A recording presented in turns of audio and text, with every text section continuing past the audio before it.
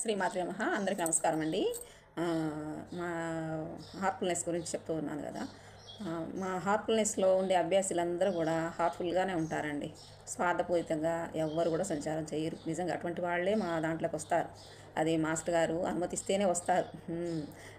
చెప్పాలి అంటే ఎవరంటే వాళ్ళు రారండి. ఎందుకంటే హృదయపూర్వకంగా ఉండేవాళ్ళే అసలు ఆటోమేటిక్గా మారిపోతారండి. దీంట్లో ఉన్న వాళ్ళంతా కూడా ఎంత అంటే స్వచ్ఛంగా చాలా పవిత్రంగా ప్యూరిఫై అయిపోతారనమాట.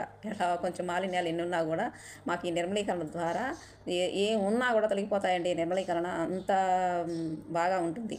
మాస్టర్ గారు చెప్తారు మనకి ఈ నిర్మలీకరణ ఎలా చేస్తుంది అంటే, మాస్టర్ గారు చేస్తారంటే బాగా మార్చిన బట్టని ఒక్కసారి ఉతకలే బట్ట కొంచెం కొంచెంగా దాన్ని ఉతుకుతూ ఉంటే ఎప్పటికో తెల్లగా వస్తుంది అని. మనం కూడా అలాంటి వాళ్ళమే అనమాట.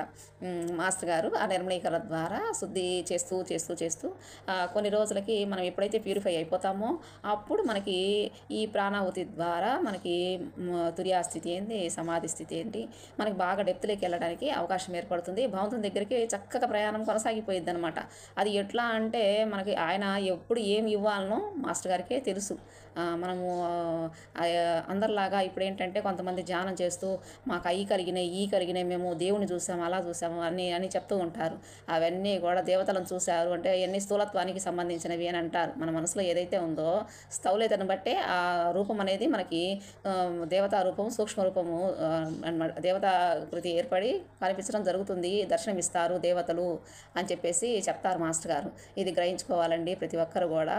మనకు భగవంతుడికి నామం లేదనుకుంటాం, రూపం లేదని నామరూప వివర్జిత అని చెప్పేసి అమ్మకు నామే ఉంది లలిత సహస్రనామంలో.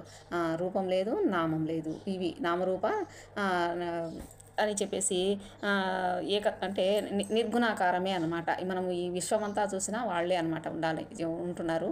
అది మనకి ఎలా తెలియాలి అంటే మనం ధ్యానం ద్వారానే ప్రయాణం జరగటం చేస్తేనే తెలుస్తుందండి. బాయ్ అండి. Thank you for watching.